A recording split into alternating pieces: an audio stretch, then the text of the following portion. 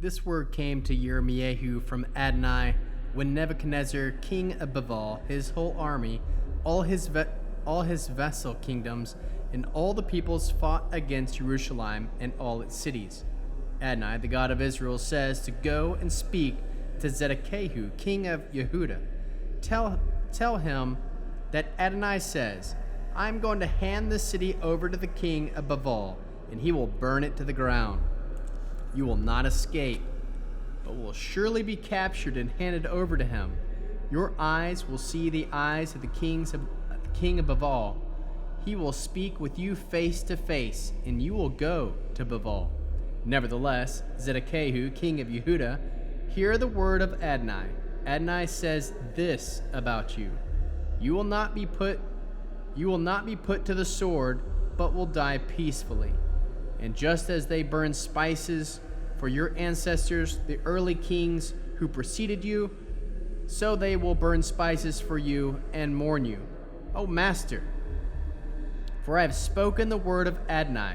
Yirmiyahu the prophet said all these words to Zedekiah, king of Yehuda, in Jerusalem.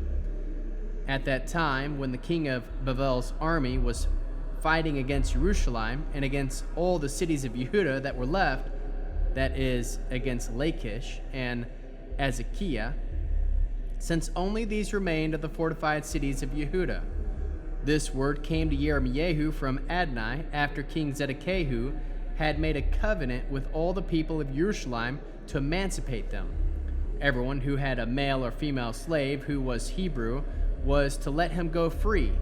None was to keep his slave a fellow Jew. All the leaders and all the people listened who had entered into the covenant, wherein everyone was to free his male and female slaves and not keep them in bondage any longer. They listened and they let them go. But afterward they changed their minds. They made the male and female slaves whom they had freed return. They bought them back into subjection as slaves. Therefore this word of Adonai came to Yirmiyahu from Adonai. Here is what Adonai, the God of Israel, says: When I brought your ancestors out of the land of Egypt, where they lived as slaves, I made this covenant with them. At the end of 7 years, every one of you is to set free his brother Hebrew, who has been sold to you and has served 6 years. You are to let him go free from you. But your ancestors did not listen to me or pay any attention. Now you repented. You did what was right from my viewpoint. When each of you proclaimed freedom to his fellow, you made a covenant before me in the house bearing my name. But when you changed your minds, you profaned my name. Each of you took back his male and female slaves whom you had set free to live as they wished, and brought them back into subjection as your slaves. Therefore here is what Adonai says: You did not heed me and proclaim freedom, each to his brother and each to his neighbor. So now I proclaim for your freedom, says Adonai. For you a freedom, says Adonai. For sword, plague, and famine. I will make you an object of horror to all the kingdoms of the earth. As for the men who violated my covenant, by not living up to the conditions of the covenant which they have made in my presence when they cut the calf in two and passed between its parts, the leaders of Yehuda, the leaders of Jerusalem, the officials, the Kohanim, all the people of the land who passed between the parts of the calf, I will hand them over to their enemies, hand them over to those who seek their lives. Their corpses will become food for the birds of the air and wild animals. Zedekiah, king of Yehuda, and all his officials I will hand over to their enemies, to those who seek their lives in the army of the king of Babel, which has withdrawn.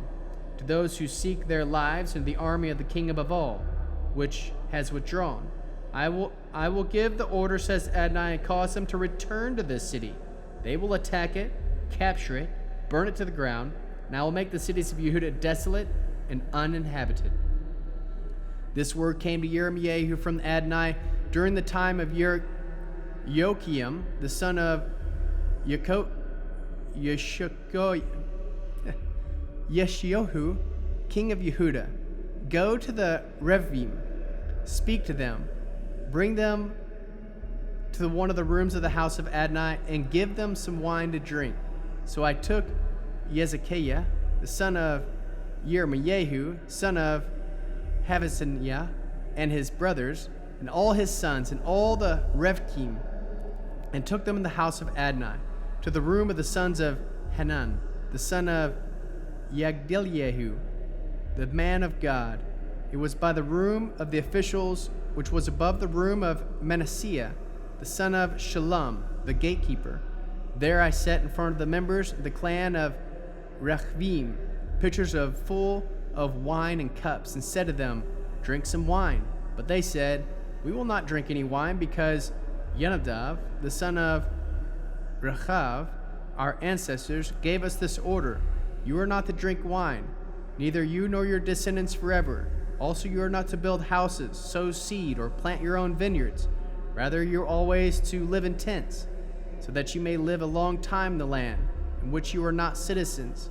We have heeded the words of Yonadav, the son of Rechav, our ancestor, and in all that he instructed us to do, not to drink wine as long as we live, we, our wives, our sons, and our daughters, not to build the houses for ourselves to live in, not to have vineyards, fields, or seed. We have lived in tents, and we have heeded Yonadav, our ancestors, and done everything he ordered us to do. But when Nebuchadnezzar, king of Babel, came up to attack the land, we said, "Come, let's go up to Jerusalem, because we are afraid of the army of the Casdim, the army of the Aram. Hence we are living in Jerusalem." Then the word of Adonai came to Yirmiyahu. "Adonai Tzvaot, the God of Israel, says to go to the men of Yehuda and the inhabitants of Jerusalem and say, 'Won't you ever learn to listen to my words?' says Adonai. The words of Yonadav, the son of Rechav, which he ordered his offering not to drink wine, are obeyed. So to this day they did not drink any, because they heed their ancestors' order. But I have spoken to you, spoken frequently, and you did not listen to me. I have also sent you all my servants, the prophets, sent them frequently, with the messages. Every one of you should turn now from his evil way, and prove your actions, and not follow other gods in order to serve them. Then you will live in the land I gave to you and your ancestors. But you have not paid attention or listened to me, because the descendants of Yonadav, the son of Rechav, have obeyed the order of their ancestors, which he ordered them, but this people has not listened to me. Therefore, here is what Adonai, Elohi Tzvaot, the God of Israel, says: I will inflict on Yehuda and all the inhabitants of Jerusalem all the disaster I have decreed against them, because I have spoken to them, and they have not listened. They have called out to them, but they have not answered." Then the clan of Rechavim, Yirmiyahu, said, "Here is what Adonai Tzvaot, the God of Israel, says: Because you have heeded the order of Yonadav, your ancestor, observed all his commands, and done what he ordered you to do, therefore Adonai Tzvaot, the God of Israel, says this: Yonadav, the son of Rechav, will never lack a descendant to stand before me." The 4th year of Yoakim, the son of Yeshayahu, king of Yehuda, this word came to Yirmiyahu from Adonai: "Take a scroll and write on it all the words I have spoken to you against Israel, Yehuda, and all the other nations, from the day I started speaking with you, back in the time of Yeshayahu, until today. Perhaps the house of Yehuda will listen to all the disaster I intend to bring on them, and turn back, each person from his evil way. Then I will forgive their wickedness and sin." So Yirmiyahu summoned Baruch, the son of Neriah, and Baruch wrote down on the scroll, at Yirmiyahu's dictation, all the words that Adonai had said to him.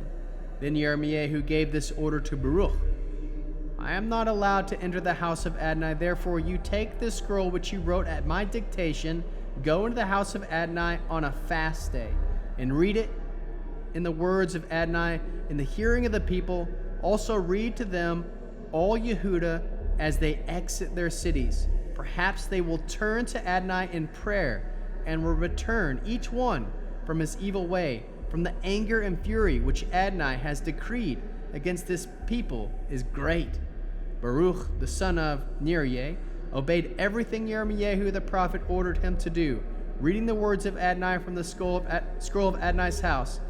And a fast was proclaimed in the 9th month, in the 5th year of Yermakim, the son of Yeshayahu, king of Yehuda, For all the people of Jerusalem and all the people came to the cities of Yehuda to Jerusalem.